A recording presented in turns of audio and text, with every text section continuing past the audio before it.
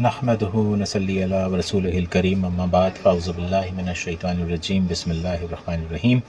जनाब, मैं हूँ आपका मेज़बान रिज़वान बासित और आप प्रोग्राम देख रहे हैं और सुन रहे हैं मुफ्ती ऑनलाइन। हमारे साथ मौजूद हैं जनाब मौलाना मोहम्मद मिफ्ताहुल्लाह फ़हद अल क़ासमी अल रिफ़ाई साहब हमारे दरमियान मौजूद हैं।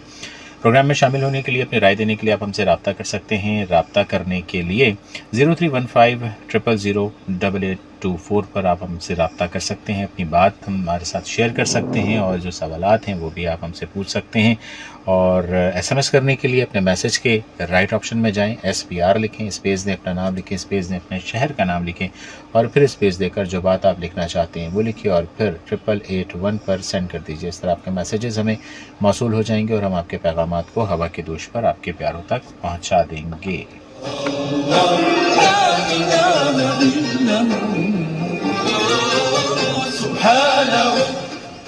तो जनाब, प्रोग्राम का बाकायदा आगाज़ करेंगे और आगाज़ में हम प्रोग्राम के हवाले से आपको बता देते हैं कि आज का जो हमारा मौजू है वो भी बड़ा इंटरेस्टिंग है और मैं समझता हूँ कि बहुत सारे लोग स्टिल अभी भी नावाकिफ़ हैं तमाम तर तफसीलात को लेकर, लेकिन आज हम इसी पर बात करेंगे और आप लोग जान सकेंगे कि ये सिलसिला कहाँ से शुरू हुआ और आज हम कहाँ खड़े हैं और हम क्या कर रहे हैं। तो जनाब, प्रोग्राम का आज का जो मौजू है और शादी ब्याह का इस्लामी समाजी तसव्वुर, आज हम इस पर बात करेंगे। हम बेसिकली इसके इर्तक़ा से ही बात कर लेंगे, लेकिन आगे चलने से पहले मैं कुछ अपडेट्स हैं वो आपके साथ शेयर करूंगा, क्योंकि आप लोग जब रास्ते में हैं तो ज़ाहिर है आप लोगों के सफ़र को आसान बनाने के लिए हम अपडेट्स को शेयर करते हैं। आज भी हम करेंगे। जनाब, हिनो चौरंगी ट्रैफिक के लिए इस वक्त बंद है। जो वजह बताई जा रही है, इलाका मकीन बिजली और पानी की अदम दस्तयाबी पर एहतजाज कर रहे हैं। बसूरत दीगर मुतबादिल रास्ता फराहम किया जा रहा है, जहाँ क्रॉसिंग से आने वाली ट्रैफिक को सी एरिया से आयशा मस्जिद की तरफ भेज रहे हैं। अख्तर कॉलोनी से आने वाली ट्रैफिक को सीधा ब्रिज के ऊपर से भेजा जा रहा है। बलोच कॉलोनी से आने वाली ट्रैफिक को सीधा ब्रिज के ऊपर से भेज रहे हैं। शहरियों से गुजारिश है कि ज़हमत और परेशानी से बचने के लिए मुतबादिल रास्तों का इंतखाब करिए और ट्रैफिक हेल्पलाइन 1915 से राबिता भी कीजिए।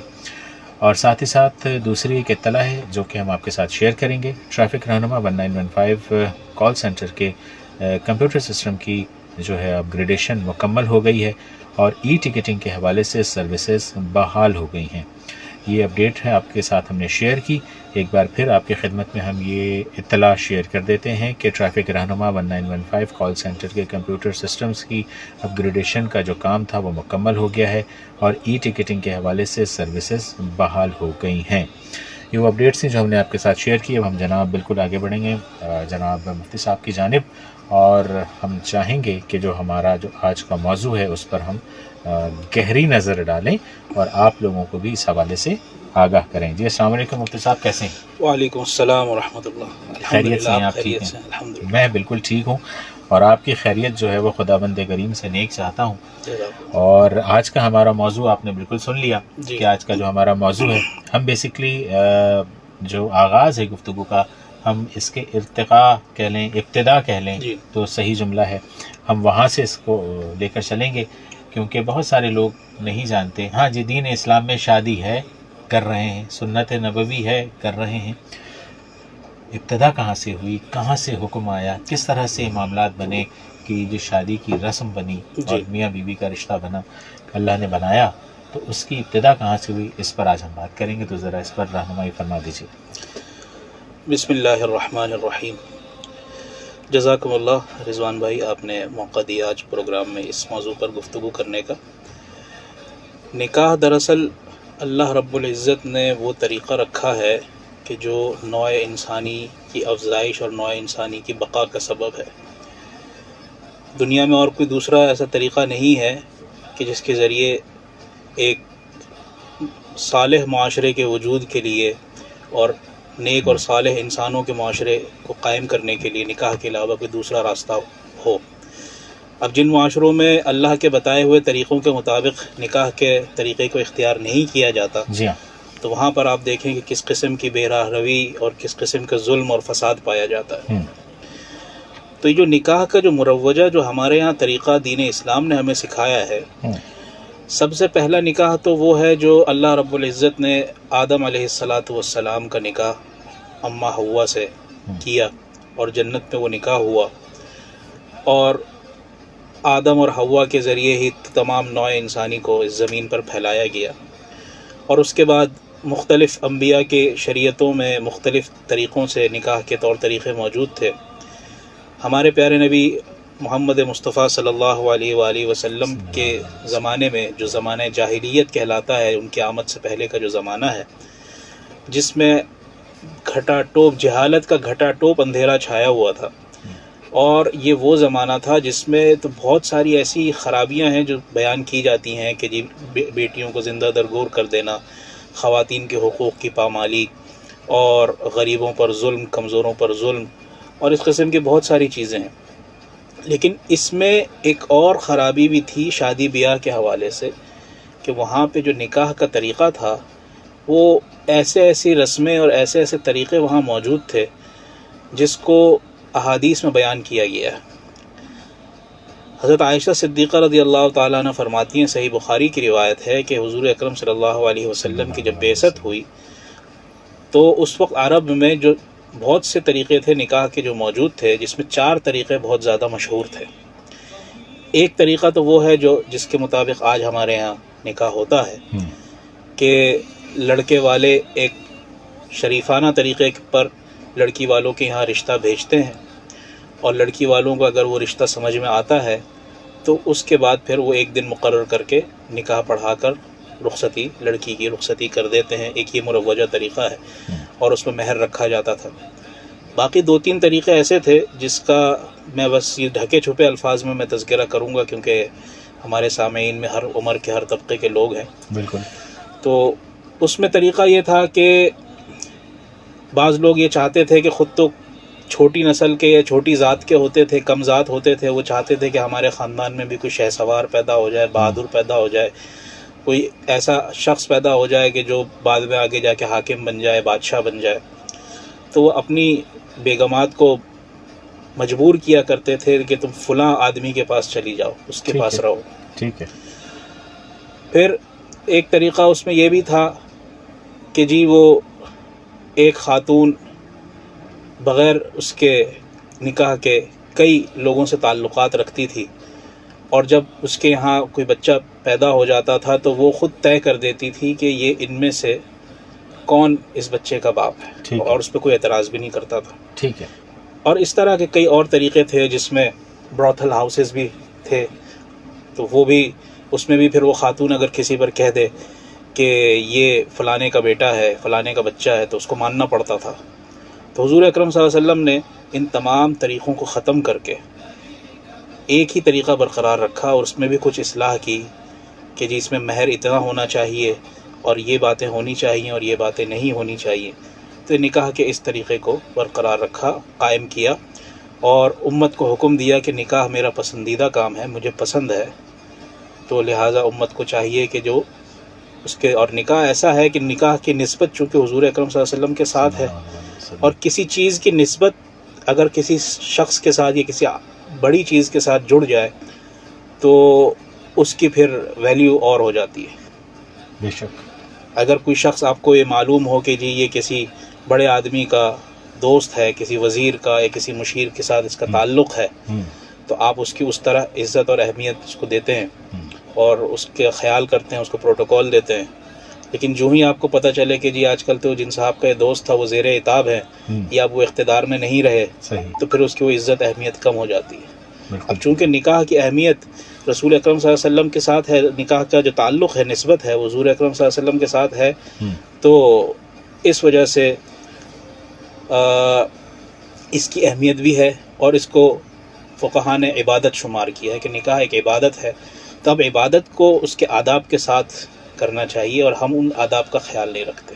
بالکل ایسا ہے، بالکل ایسا ہی ہے۔ اور یہ تو ہم نے بات کر لی ابتدا پر، اور نکاح کے حوالے سے جو ابتدا ہے وہ کس طرح سے ہوئی، اور نکاح جو ہے وہ ہمارے نبی پاک صلی اللہ علیہ وآلہ وسلم کو انتہائی پسندیدہ عمل ہے۔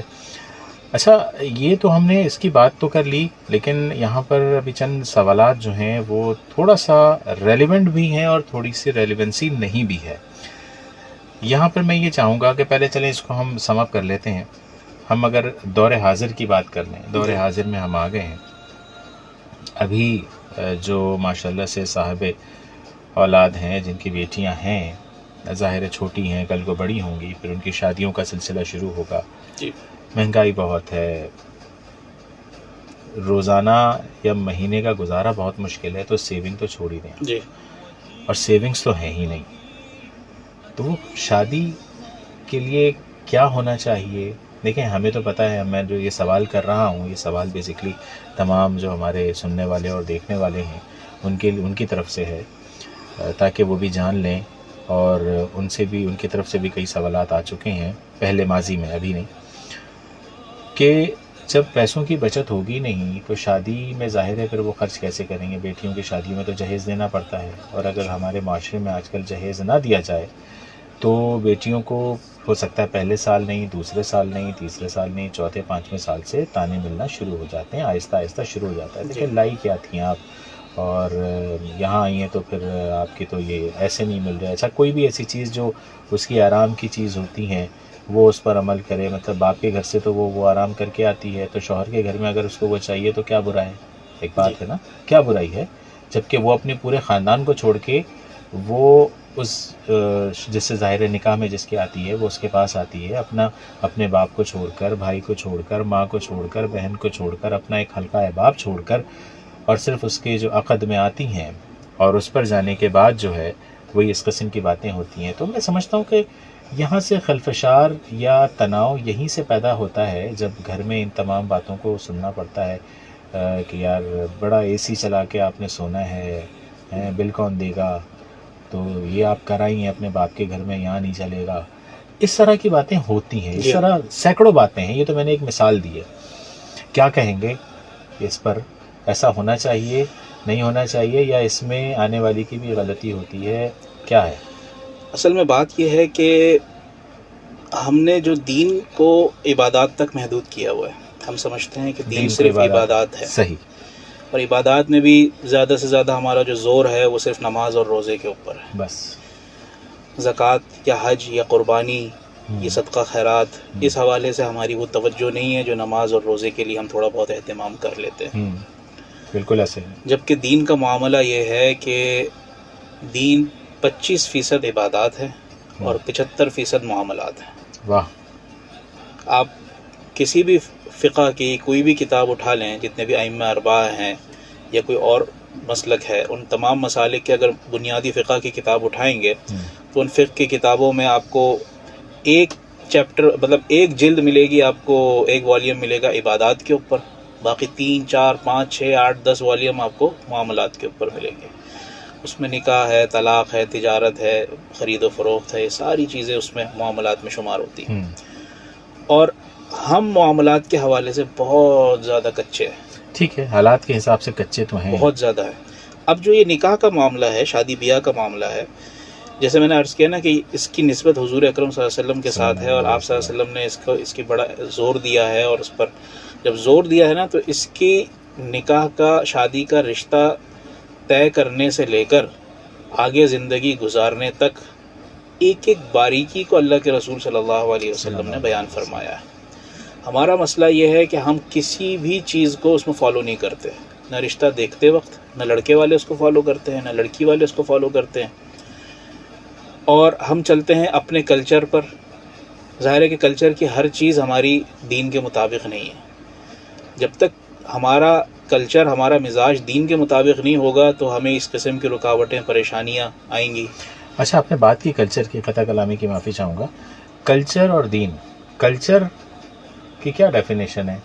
مطلب کلچر پہ لوگ نہ جانے اس وقت کیا کیا نہیں کر رہے ہیں، یہ پوچھئے، کیا کلچر کی کتنی اہمیت ہے دین اسلام میں؟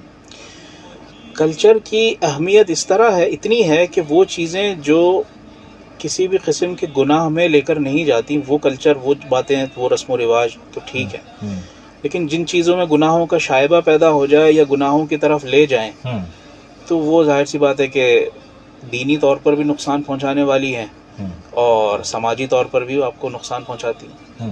اب شادی بیاہ میں دیکھیں کہ ایک بزرگ نے اپنی کتاب میں لکھا کہ شادی بیاہ میں، حالانکہ وہ کتاب ان کی تقریباً آج سے 100 سال پرانی ہے، اچھا، انہوں نے لکھا ہے کہ کتاب اس میں شادی بیاہ میں تقریباً 100 رسمیں ہیں، اسلام کہتا ہے 6 باتیں، اوف، اور ہر رسم میں انہوں 94 باتوں کی جی نفی. 94 باتیں اضافی. ہاں ادھر سے تو نفی ہو گئی نا.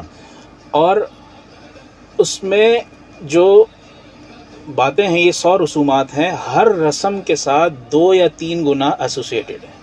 یہ اس رسم سے یہ گناہ میں آدمی مبتلا ہو جاتا ہے. اور بعض رسومات انہوں نے ایسی بھی تذکرہ کی کہ اس میں 30 تک گناہ اس میں شامل ہیں، 30 گناہ. اچھا، اگر آپ 100 رسومات میں ایوریج 3 گناہ بھی لگائیں تو 300 گناہ آپ شادی بیاہ میں کر رہے ہیں، اللہ کی نافرمانی کر رہے ہیں.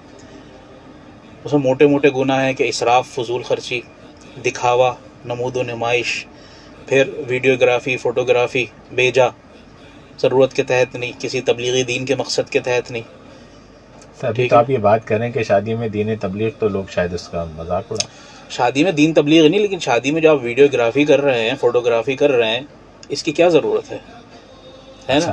اچھا کئی ایسے لوگ ہیں ابھی مفتی صاحب کہ جو اسٹل ابھی بھی جی نہیں کرتے، حالانکہ صاحب استطاعت ہوتے ہوئے بھی وہ کہتے ہیں نہیں جی کوئی تصویر نہیں، کوئی ویڈیو نہیں، بس کسی نے خاندان والوں نے اگر کسی نے موبائل پہ کھینچ لیا تو کھینچ لیا، لیکن باضابطہ طور پر اہتمام نہیں کیا جاتا.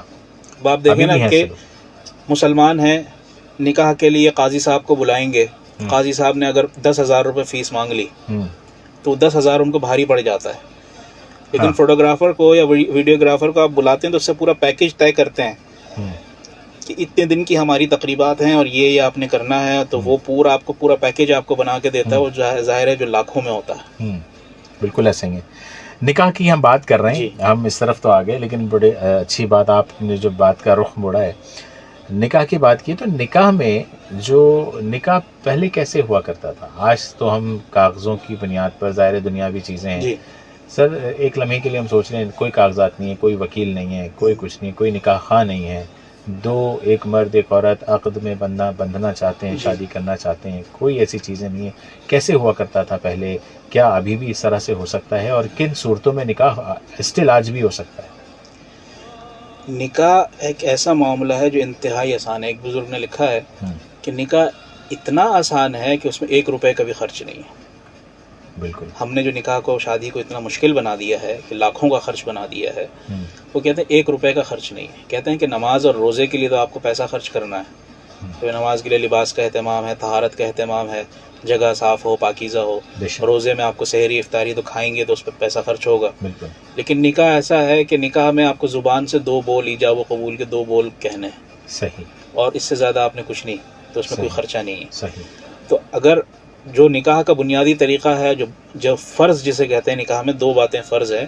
ایک تو ہے ایجاب و قبول، یعنی مرد عورت کو کہے کہ میں آپ کو ایز اے بیوی ایکسیپٹ کرتا ہوں، قبول کرتا ہوں، اور خاتون بھی کہہ دے کہ جی ٹھیک ہے میں آپ کو بطور شوہر قبول کرتی ہوں.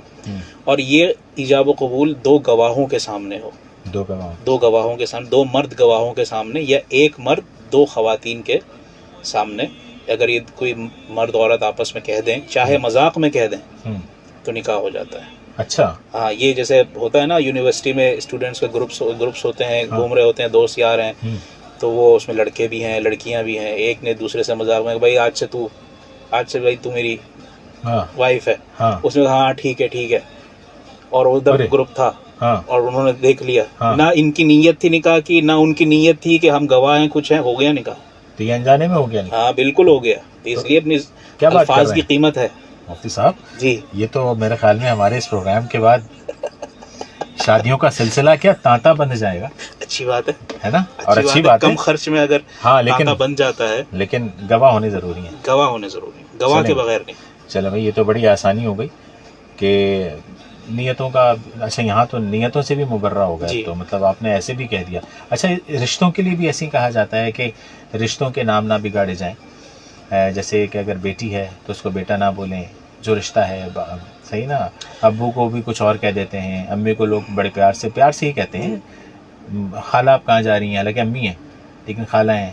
جو نام ہے اپنے بچوں کا، اس نام کو کال نہیں کرتے، کسی اور سے کہتے ہیں، تو کہا جاتا ہے. تو اس میں کتنی صداقت ہے؟ اس کے حوالے سے یہ ہے کہ کسی چیز کو جو نا بیٹی ہے، تو اب چونکہ آپ کے ہاں اگر نرینہ اولاد نہیں ہے، بیٹا نہیں ہے، تو آپ نے بیٹی کو ہی بیٹا سمجھ لیا، اس کو بیٹے کی طرح ہی ٹریٹ کرتے ہیں اور بیٹے کی طرح ہی، تو وہ درست نہیں ہے. البتہ یہ ہے کہ جو ہمارے یہاں عرف میں بیٹا ہی کہہ دیا جاتا ہے بیٹی کو بھی، تو وہ اس کے کوئی وہ حرج نہیں ہے. ہاں کبھی اسی طرح والدہ کو اگر خالہ کہہ دیا یا کوئی چچی کہہ دیا کبھی کبھار، لیکن اس کو عادت نہ بنائیں، کوئی اس کو لازم نہ کریں، تو کوئی حرج نہیں ہے اس میں. ہاں کیونکہ اکثر لوگ ایسی محبت میں کال کر لیتے ہیں، محبت میں یہ محبت کی بات ہے. خالہ کہاں جا رہی ہیں، خالہ آپ کب آئیں گی. مطلب کوئی لاڈلے سے کچھ سلسلہ چلتا ہے. اگر کوئی آپ کا پسندیدہ آپ کی امی کو خالہ کہتا ہے، اب آپ نے بھی شروع کیا، ہاں خالہ آپ کیا کر رہی ہیں، آج کیا بنایا ہے، کرنے کے لیے، ہاں ایسے کہا جا سکتا ہے نا اس میں. ٹھیک ہے، ایک تو یہ ہو گیا. دوسری بات یہ کہ جو یہ بتا دیجئے جو بڑی بنیادی اور اہم بات ہے جو کہ اب تک ہم نے ڈسکس نہیں کیا، کہ ہمارے نبی پاک صلی اللہ علیہ وسلم نے اپنے نکاح میں کیا کھانا رکھا تھا، کیا دیا تھا، مہمانوں کو کیا کھلایا تھا. جو سرکار دو عالم ہیں، رحمت للعالمین ہیں، انہوں نے اپنے نکاح میں کیا دیا اور کس طرح سے کھانا کھلایا اور گھر میں کیا تھا اور کیا نہیں تھا. تو ہمیں تو سرکار دو عالم سے یہ سبق سیکھنا چاہیے. اور لوگ لیکن یہاں پر یہ کہتے ہیں، ایک تو یہ والی بات آپ ضرور بتائیے گا، لیکن میں جو معاشرے میں جو جواب ہے لوگوں کا، وہ کہتے ہیں یار ہم تو صاحب حیثیت ہیں، ہم تو 50 کروڑ بھی لگا دیں تینوں کی. یہ جو بات ہے نا تینوں کی، تو پیسہ ہی ہمارا ہے، سب کچھ ہمارا ہے، ہماری مرضی، ہم روز رائلز دیں اپنے بچوں کو، ہے نا، اور شاید 10 گھر چھوڑ کے کوئی بھوکا سو رہا ہے.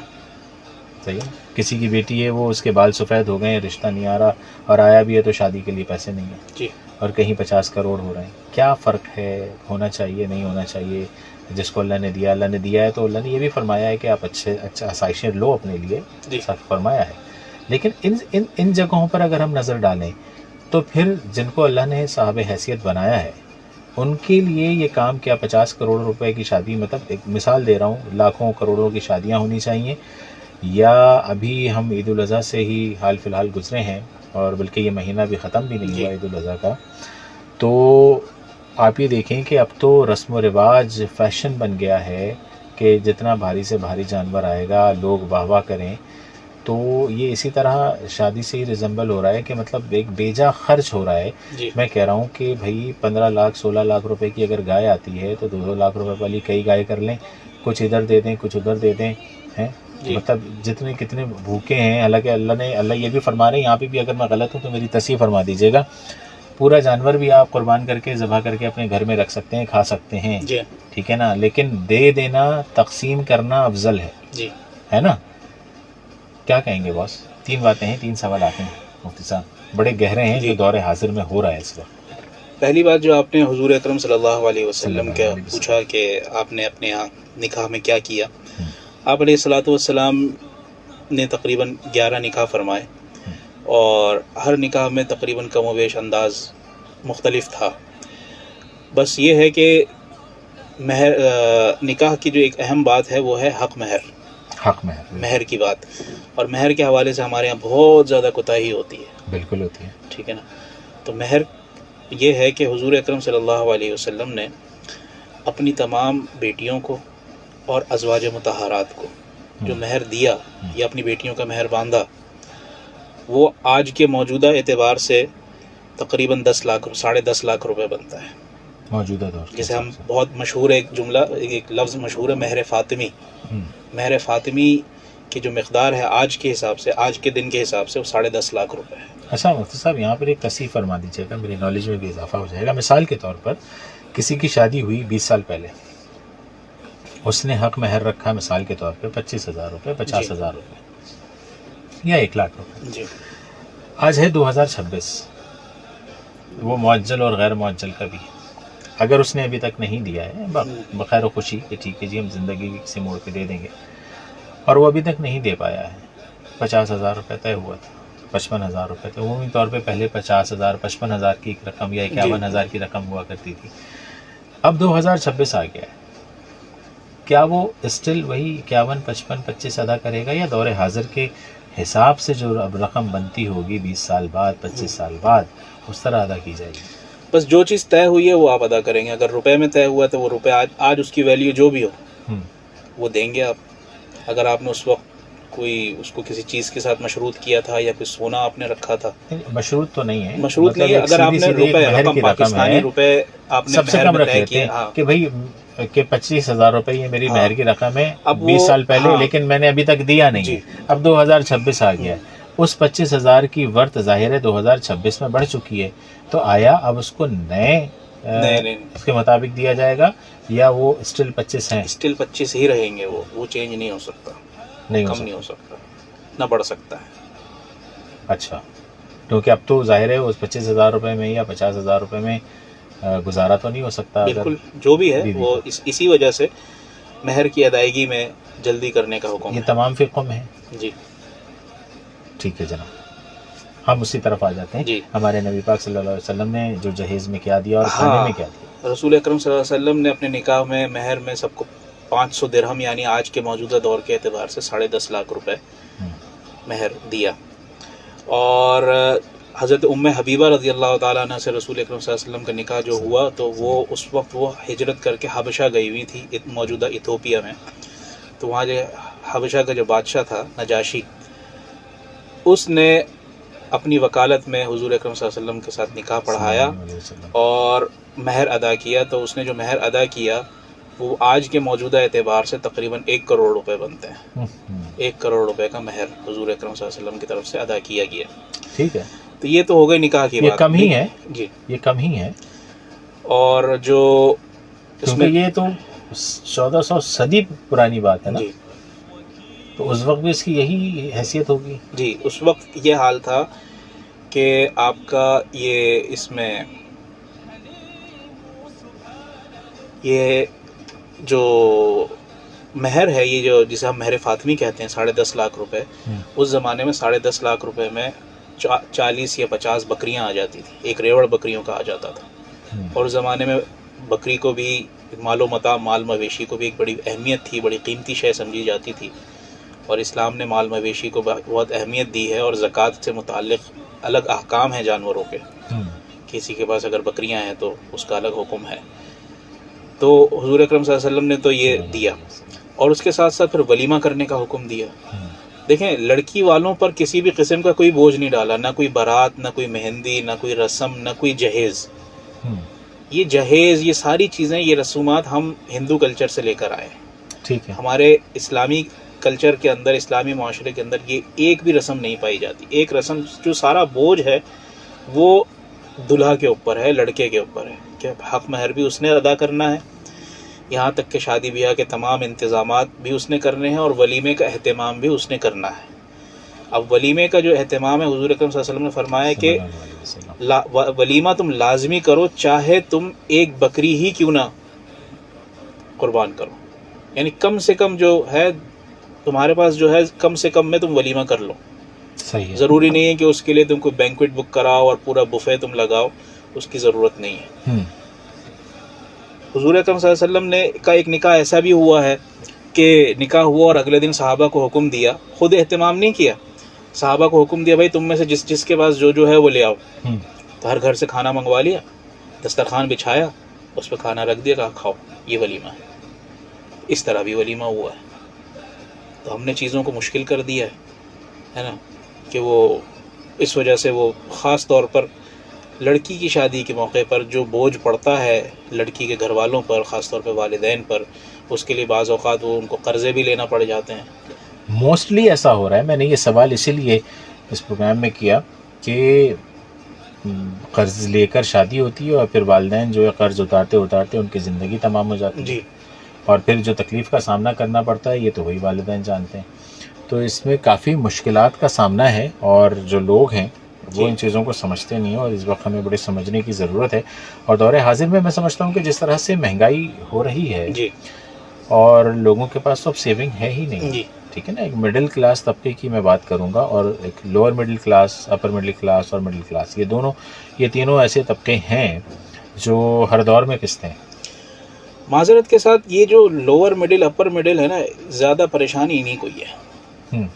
ان کے اندر ہی وہ چیزیں پائی جاتی ہیں کہ لوگ کیا کہیں گے، خاندان والے کیا کہیں گے، برادری کیا کہے گی، انہی کے اندر زیادہ ان کو پریشانی ہوتی ہے کہ جی ہم کسی طرح شادی کر لیں. وہ کبھی آسانی کی طرف جاتے ہی نہیں ہیں. بھائی وہ کھڑے ہو کر اعلان کر دیں کہ بھائی کوئی بارات نہیں ہوگی, گھر سے رخصتی ہو جائے گی, ہے نا, اگر آپ کو لانا ہے تو آپ 50 افراد لے آئیں, 20 افراد لے آئیں, ہماری بیٹی رخصت کر کے لے جائیں. مسجد میں آپ نکاح کر لیں, مسجد میں نکاح کا حکم ہے, ثواب ہے. تو ان چیزوں کا ہم خود اختیار نہیں کرتے. ہم نے ان چیزوں کے لیے ایک وہ شادی کو ایک وہ بنایا ہوا ہے کہ جی زندگی میں ایک دفعہ شادی ہوتی ہے تو جتنے ارمان ہیں اسی میں نکال لو. اور اس میں جیسے آپ نے کہا نا کہ جو ہم بیٹے کو رولز رائس دیں گے, گاڑی دے سکتے ہیں, اور یہ گاڑی دیں گے اور وہ گاڑی دیں گے, اور اب تو باقاعدہ جہیز میں یہ مطالبات کیے جاتے ہیں. پھر یہی مڈل کلاس, اپر لوور اور جتنے بھی ہیں, یہ پھر جو جہیز کی بات جب آتی ہے تو اس جہیز کو حضرت فاطمہ الزہرا رضی اللہ عنہا کے جہیز کے ساتھ جوڑتے ہیں کہ جی اللہ کے رسول نے بھی اپنی پیاری بیٹی کو دیا ہے جہیز, حالانکہ وہ جہیز نہیں تھا. اچھا, ٹھیک ہے نا. اس کے لیے جو حدیث میں الفاظ استعمال ہوئے نا, وہ جہز رسول اللہ صلی اللہ علیہ وسلم کے حضور اکرم صلی اللہ علیہ وسلم نے حضرت فاطمہ کے لیے یہ چیزیں ضرورت کی, جہز سے مراد ہے ضرورت کی چیزیں. حضرت علی رضی اللہ تعالیٰ عنہ حضور اکرم صلی اللہ علیہ وسلم کے بھتیجے وہ تھے, چچا زاد بھائی تھے, اور ان کی تربیت پرورش کم عمری سے, یعنی 2-3 سال کی عمر سے ان کی تربیت پرورش اللہ کے رسول صلی اللہ علیہ وسلم نے کی ہے. تو گھر کے ایک فرد تھے وہ. جب وہ سرپرست تھے, ان کے گارڈین تھے, تو ظاہر ہے کہ اپنی بیٹی دے رہے ہیں اپنے چچا زاد کو, تو اس کے گھر کا انتظام کون کرے گا جب سرپرست ہیں؟ تو سرپرست تو بمنزلہ باپ کے ہے. بالکل. جب باپ کے ہے تو باپ اپنے بیٹے کے لیے کر رہا ہے. اور آپ صلی اللہ علیہ وسلم نے دیا کیا؟ ایک چادر, ایک مشکیزہ اور ایک تکیہ, یہ 3 چیزیں دی. ہاں, اور کھجوریں بھی غالباً کہیں ذکر آتا ہے. وہ جو تکیہ جو دیا نا, اس پہ کھجور کی چھال بھری ہوئی تھی. کھجور کی چھال بھری ہوئی تھی. ٹھیک ہے نا, 3 چیزیں دی. اور آپ کیا کیا دے رہے ہیں؟ تب سرکار تو عالم کیا دے رہے ہیں, اور وہ ہمارے نبی چاہتے تو اللہ کیا نہیں, دنیا جہاں کی دولت, دنیا جہان کی دولت, عرش اور فرش کی دولت سب کی, بنو سلوہ بھی آ جاتا. جی, لیکن کیوں ہمارے نبی نے ایسا کیا کہ ایک مثال قائم ہو, ایک مثال قائم ہو جائے اور آسانی پیدا ہو جائے, تاکہ امت میں کوئی تکلیف پریشانی میں نہ پڑے, ہماری امتی کو کوئی تکلیف نہ ہو, ہمارے امتی کے لیے روئے بھی. اور دیکھیں وہ کیا مقام پایا جب اللہ نبی پاک صلی اللہ علیہ وسلم نے اللہ پاک سے فرمایا کہ اللہ پاک مجھ سے پہلے جو انبیاء کرام گزرے ہیں اس پر تو آپ نے سب پر کچھ نہ کچھ اسپیشلٹیز تو تھی نا, میرے لیے کیا ہے؟ جی, تو کیا نوازا, امت کی بخشش. جی, دیکھیں کیا ہی بات ہے. تو اور ہم کہاں ہیں کہ ہم جناب جہیز میں کیا لائی ہو, جی, جہیز میں کیا دو گی, تم نہیں لائی ہو, غریب گھرانے سے آئی ہو, تمہارے باپ نے دیا ہی کیا ہے, تمہارے باپ نے دیا کیا ہے. اور اس سے بھی بڑھ کر باتیں ہیں, ہم تو بھی بڑے مہذب انداز میں یہ بات کر رہے ہیں, لیکن اس سے زیادہ کی باتیں ہو رہی ہوتی ہیں. ان کے جو شوہر ہیں, جو مجازی خدا ہیں, وہ بھی بھول جاتے ہیں کہ اچھا وہ مجازی خدا تو اللہ نے دے دیا, لیکن وہ ایسے بن جاتے ہیں مجازی خدا کہ خود کو نعوذ باللہ خدا سمجھنے لگتے ہیں, اور بار بار اسی بات کا تانا اور یہ والی بات بتائی جاتی ہے کہ میں آپ کا مجازی خدا ہوں, لیکن بقایا تمام جگہوں پر وہ حقوق بھول جاتے ہیں جو بیویوں کو دینے چاہیے, اور وہاں پر سختی اختیار کر لیتے ہیں جہاں پر ان کا اپنا معاملہ ہو, مطلب اپنے مفاد کے لیے جو ہے وہ امینڈمنٹ ہو جاتی ہے. تو بہرحال جناب بات ہو رہی ہے نکاح کی. ہم اس سے پہلے ایک گفتگو کر رہے تھے اور آپ نے ایک بڑی مزیدار بھی بات بتائی, اور اگر ایسا یہ سچ ہے جو آپ نے نکاح والی بات بتائی ہے کہ جناب نکاح ہو جائے گا 2 گواہان کے بیچ میں یا 3 گواہان کے بیچ میں, تو اس کو اگر دور حاضر میں کوئی کر لیتا ہے, یہ تو ایک چلیں ہم نے ایک تذکرہ نکلا, ہم نے آپ نے وہ مثال دی, لیکن کوئی دور حاضر میں اس طرح سے نکاح کرنا چاہے, جی, مطلب گھر والوں کو جیسے ہوتی ہے نارمل ہمارے یہاں شادی, رشتہ بھیجا جائے, پسند آئے, سب کچھ ہو, ارینج میرج جسے ہم کہتے ہیں, یا لو میرج بھی ہے, تمام چیزیں ہوں, لیکن وہ ریٹرن میں نہ ہو, سب کے سامنے ایجاب و قبول ہو جائے, جی, تو شادی ہو جائے گی, بالکل ہو جائے گی, ہو جائے گی. لیکن پھر ظاہر ہے وہ اس لیے آگے چل کے پرابلم ہوگی, نکاح نامہ نہیں ہوگا تو آگے آپ کو ڈاکومنٹیشن میں کس میں ہوگی. تو بہرحال جناب ڈاکومنٹیشن تو بعد میں بھی بنتی جائے گی, تو نکاح جو ہے وہ بہت آسان ہے, اور یہ بھی ہمارے اللہ کی جانب سے ہے. جی, یہ ہم نہیں کہہ رہے, یہ ہمارے رب کائنات نے لیکن اس کا مقصد یہ نہیں کہ آپ چلتے پھرتے شادی کر لیں اور گھر لے آئیں اور اس کے بعد کہیں جی اللہ کا فرمان ہے اور اسے آپ سنبھال نہ سکیں، نہ کھلا سکیں، نہ پہنا سکیں، تو پھر کیا ہوگا؟ جی ہاں، اس صورت میں پھر کیا کرے بندہ؟ وہ کہیں گے نہیں جی ہم نے تو شادی اس لیے کی تھی کہ جناب ہمارے حالات اچھے ہو جائیں۔ اچھا یہ بھی ایک ہے کانسیپٹ ہے، کیا حقیقت ہے اس کی؟ یہ کہتے ہیں کہ کئی واقعات ہم نے بچپن میں بھی سنے ہیں، ابھی بھی سنتے ہیں کہ جی اگر کسی کے ساتھ غربت ہو یا اس چیز سے نہ نکل پا رہا ہو قسم و پرسی سے، تو وہ جو ہے شادی کر لے، چونکہ یہ بات تو ہے کہ عورت اپنا نصیب لے کر آتی ہے، جی ہے نا؟ تو اس میں کیا حقیقت ہے بس ہے؟ دیکھیں، اللہ تعالیٰ نے ہر ذی روح کا رزق مقرر کیا بے ہوا ہے، شک بے شک، تو جب تک وہ اس دنیا میں ہے اس کا رزق کا سلسلہ، جب تک اس کا رزق ہے تب تک وہ اس دنیا میں ہے۔ ٹھیک ہے، تو جب کوئی چیز، کوئی ذات آپ کے ساتھ ایسوسیٹڈ ہو جائے اور وہ ذی روح ہے، اس کی ذمہ داریاں آپ پر آ جائیں، تو ظاہر ہے کہ اس کے رزق کی ذمہ داری بھی اللہ تعالیٰ نے اب آپ کو دی ہے۔ ہم، تو اس رزق کو، ظاہر ہے کہ اس رزق کے لیے پھر اللہ تعالیٰ انتظام بھی کرتے ہیں آپ کے لیے، تو پھر یوں سمجھا جاتا ہے کہ جی وہ آپ کے رزق میں اضافہ ہو گیا یا آپ کی قسمہ پرسی دور وہ ہو کہتے گئی۔ ہیں کہ نصیب سے نصیب جڑتا ہے، بالکل، قسمت سے قسمت جڑ جاتی ہے۔ ہو سکتا ہے کہ اللہ تعالیٰ نے اس خاتون کی قسمت میں رکھا ہو کہ جی اچھا اس کے ساتھ ہوگا، تو ان کی وجہ سے ان کو بھی ملتا اس کی برکت سے، کیونکہ اس کو دیکھیں برکت قرآن، سے۔ بالکل برکت سے، قرآن کریم میں اس کا واضح الفاظ میں تذکرہ ہے کہ جو لوگ کثرت اولاد سے گھبراتے ہیں کہ جی بچے کیسے پلیں گے، بچوں کا کیا ہوگا، تو قرآن میں 2 مقامات پر ہے کہ اپنے اولاد کو، اپنے بچوں کو، اولاد میں پھر بیگم بھی آ جاتی ہے، کہ اپنے آل و اولاد کو فاقے کی وجہ سے قتل مت کرو۔ اللہ تعالیٰ انہیں بھی رزق دیتا ہے اور تمہیں بھی رزق دیتا ہے۔ پہلے اولاد کا تذکرہ کیا کہ پہلے بچوں کو رزق دیتا ہے پھر تمہیں دیتا ہے۔ ظاہر ہے آنے والا بچہ، ہم کہتے ہیں نا پیدائش کے وقت بھی کہ بھئی جو آنے والا ہے یا آنے والی ہے جی وہ رزق بچہ لے یا کر بچی، وہ اپنا رزق تو ساتھ لاتی ہے۔ اور ایسا تو میں نے اس معاشرے میں اور اپنے قرب و جوار میں، اپنے حلقہ احباب میں بہت معاملات دیکھے ہیں میں نے اس طرح سے، اور آج الحمدللہ وہ بہت اچھے ہیں، بڑے پرسکون ہیں۔ بڑی غربت کی حالت میں شادی ہوئی، بچے ہوئے تو پیسے نہیں تھے، لیکن آج الحمدللہ ہر چیز میں بڑی بہتری ہے۔ اچھا بات یہ ہے کہ یہاں پر اس کو اگر میں یہ ایک ایڈ آن کروں اس معاملے کو، لیکن چلے میں ایڈ آن کرنے سے پہلے ایک اپڈیٹ آ گئی ہے وہ شیئر کرتا ہوں، تو پھر میں آپ سے سوال کروں گا اس حوالے سے۔ آغا خان سویم روڈ انکل سریا چوک جانب ٹینکر چورنگی آنے جانے والے دونوں سڑک ٹریفک کے لیے اس وقت بند ہیں۔ وجہ جو بتائی جا رہی ہے کہ الیکٹرک آفس کے سامنے علاقہ مکین بجلی کی عدم دستیابی پر احتجاج کر رہے ہیں۔ بصورت دیگر متبادل راستہ فراہم کیا جا رہا ہے، جہاں ٹریفک کو انکل سریا چوک سے ناصرہ اسکول کی طرف اور ٹینکر چورنگی سے نشتر روڈ تھانہ گارڈن کی طرف بھیج رہے ہیں۔ شہریوں سے گزارش ہے کہ زحمت اور پریشانی سے بچنے کے لیے متبادل راستوں کا انتخاب کریں اور ٹریفک ہیلپ لائن 1915 سے رابطہ کریں۔ جو میرا سوال تھا اور اسی حوالے سے میں چاہوں گا، ہم کہاں پر تھے ویسے؟ ہم اس ڈیٹ سے پہلے ہم جو گفتگو کر رہے تھے، جو سوال تھا وہ دیکھیں، اگر میں نے سوال جو ہے وہ ٹو بی آنیسٹ نکل گیا ذہن سے جو اس وقت آیا تھا، لیکن بہرحال جناب وہ دوبارہ اگر ذہن میں آتا ہے تو میں پوچھتا ہوں۔ تو بہرحال ہم اس سے آگے بھی چلتے ہیں، کچھ کالس بھی ہیں، ہم کالس آج ہم نے نہیں لی ہیں لیکن ہم کالس بھی لے لیتے ہیں تاکہ کوئی سوال اگر ہے تو ہم ان سے لے لیتے ہیں۔ جی السلام علیکم، کون اور کہاں سے؟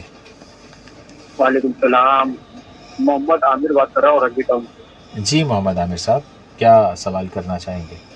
مفتی صاحب کو السلام علیکم۔ وعلیکم السلام۔ مفتی صاحب سے میرا ایک سوال تھا کہ میری شادی ہوئی تھی 13 سال پہلے، تو میں نے حق میں رکھا تھا 50,000 روپے، تو میں نے اپنی وائف کو گولڈ کی چین بنا کے دی تھی، اس کی مالیت اب 1 لاکھ سے اوپر ہے۔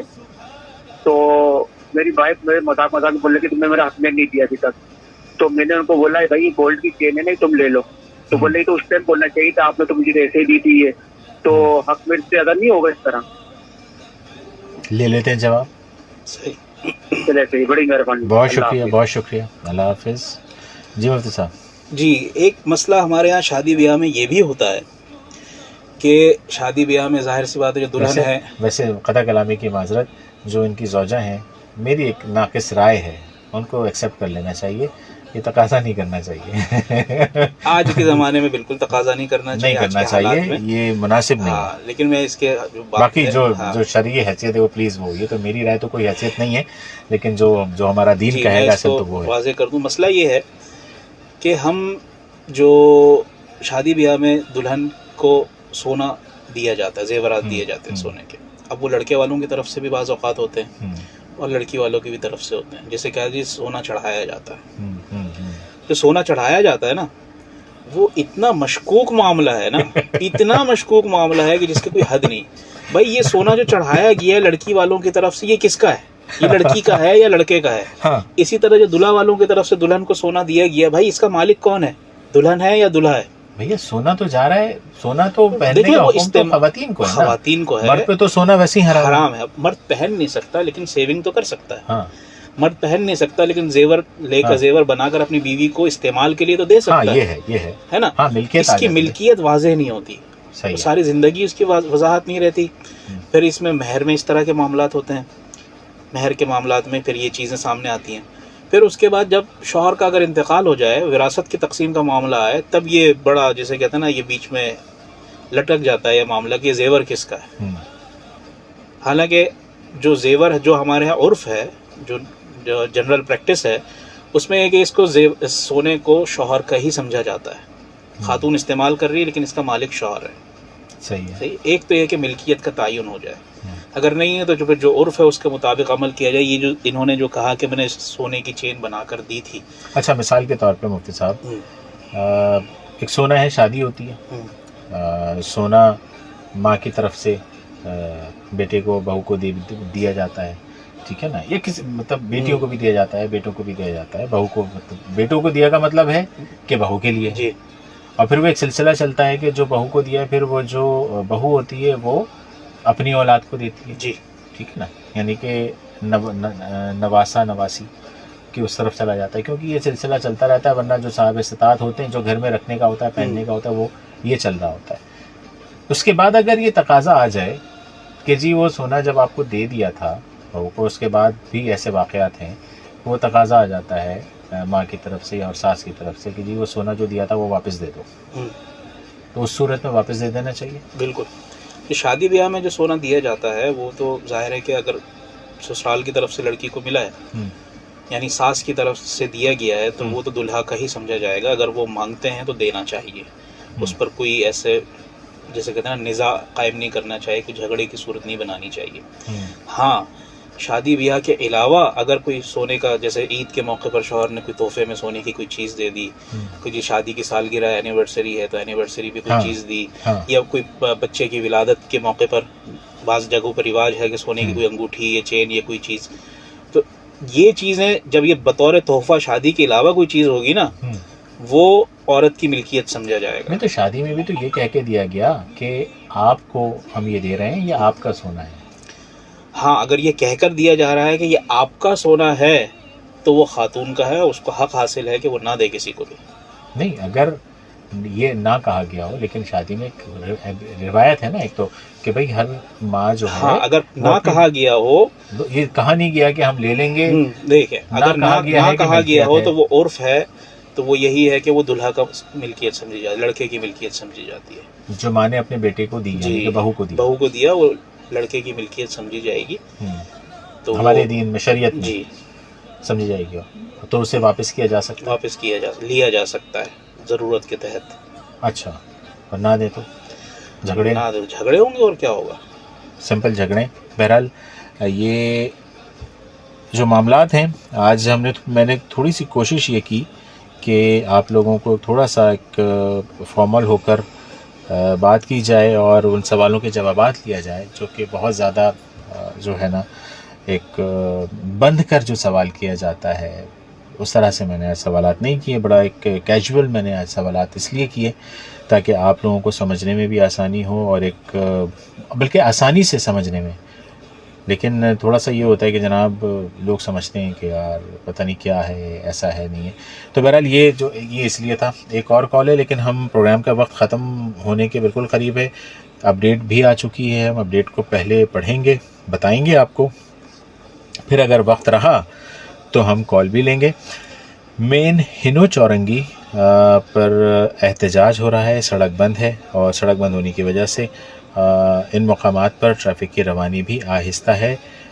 جہاں پر کورنگی روڈ کالا پل جانب اختر کالونی سگنل اور خیابان جامی سگنل جانب اختر کالونی سگنل، سن سیٹ بالیووڈ جانب کورنگی، یہ وہ راستے ہیں جہاں پر ٹریفک کا دباؤ موجود ہے. اور ٹریفک کے دباؤ تو موجود ہے لیکن ٹریفک پولیس بھی یہاں پر موجود ہے ٹریفک کو رمادوار رکھنے کے لیے. اس لیے وہ حضرات جو ان راستوں پر سفر کر رہے ہیں وہ اپنا سفر تحمل اور احتیاط کے ساتھ جاری رکھیں. ایک آخری کال لے لیتے ہیں.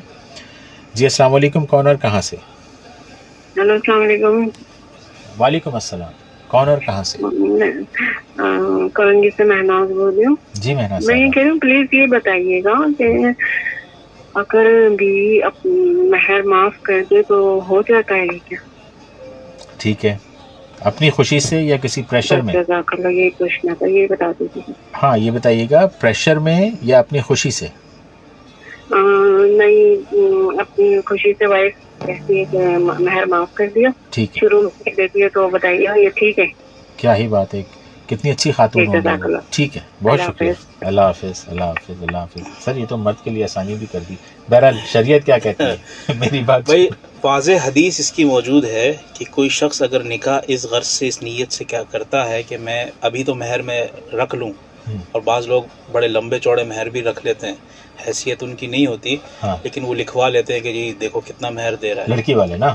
لڑکے والے، اچھا ٹھیک ہے. لڑکی والے تو ظاہر سی بات ہے مطالبہ کرتے ہیں، لیکن وہ ہاں. لڑکے والے بھی بعض اوقات وہ اپنے آپ کو بہت بڑا چودھری دکھانے کے لیے ہاں وہ بڑا لمبا چوڑا مہر رکھتے ہیں. جیسے ابھی بالکل. حال ہی میں ہم نے ایک نکاح پڑھایا تو وہاں پہ لڑکے کی اتنی خاص وہ نہیں تھی، نظر نہیں آتا تھا، لیکن اس نے مہر رکھوایا جی 10 تولہ سونا. ٹھیک ہے. اور وہ مجھے پہلے سے بتا دیا گیا کہ یہ اس کا ارادہ ہے کہ اس کو ویو آف کروائے گا، بیوی سے معاف کروائے گا. تو اس کے بارے میں حدیث ہے کوئی شخص اس نیت سے نکاح کرتا ہے کہ مہر نہیں ادا کرے گا تو گویا وہ بدکاری کر رہا ہے، اس کا نکاح وہ حرام ہے. اچھا تو اگر کوئی خاتون سے کا مہر معاف کروایا جا رہا ہے، لوگ پریشر ڈال رہے ہیں اور اس کے ساتھ زبردستی کر کے اور ان کے دباؤ میں آ کر وہ معاف کر دیتی ہے، تو وہ دنیا میں تو معاف ہو جائے گا، اللہ کے ہاں معاف نہیں ہوگا.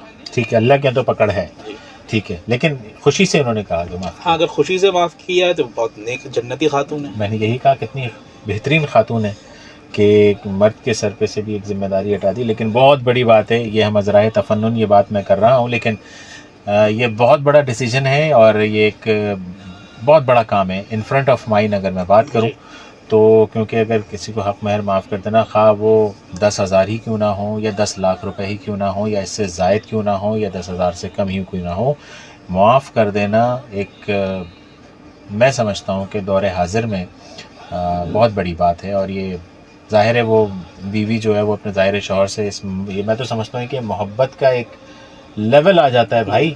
اور شوہروں کو سمجھنا چاہیے کہ بھائی مطلب وہ تو ہاتھ چوم لیں اپنی بیویوں کے کہ کیا بات ہے.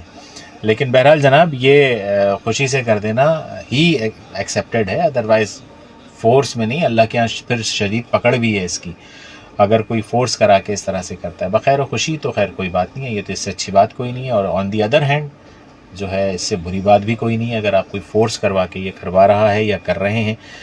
لیکن بہرحال ایسی جو بیگمات ہیں جو حالات و واقعات کو دیکھتے ہوئے، اپنے گھریلو فائنینشیل پرابلمس کو دیکھتے ہوئے اگر وہ یہ فیصلہ لے لیتی ہیں کہ یار میرے شوہر کی نوکری نہیں ہے یا میرے شوہر محنت بہت کرتا ہے لیکن ارننگ نہیں ہو پاتی ہے، ایک اچھے کاز کے لیے، ایک اچھی پازیٹیو اپروچ کے ساتھ اگر یہ فیصلہ لیا جائے تو ظاہر ہے اس کی بات ہی اور ہوتی ہے.